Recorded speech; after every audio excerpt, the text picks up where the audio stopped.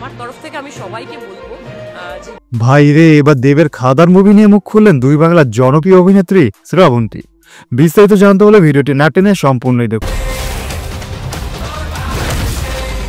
সম্প্রতি কিছু গণমাধ্যমে সাক্ষাৎকার দেওয়ার সময় শ্রাবন্তী যা বললেন, আমার দেখা দেবের সেরা মুভি খাদান। গত এক যুগে এরকম মুভি টলিউড ইন্ডাস্ট্রিতে হয়নি, যা খাদান মুভি দিয়ে দেব প্রমাণ করলো। দেবের খাদার মুভির জন্য অনেক অনেক শুভকামনা রইল। সো ভিউয়ার্স, দেবের খাদার মুভিটি কি পারবে 100 কোটি ক্লাবে যেতে? অবশ্যই কমেন্ট করে জানাবেন। আর এরকম মিডিয়া জগতে নিত্য নতুন আপডেট পেতে আমাদের চ্যানেলটি সাবস্ক্রাইব করে সঙ্গেই থাকবেন। ধন্যবাদ।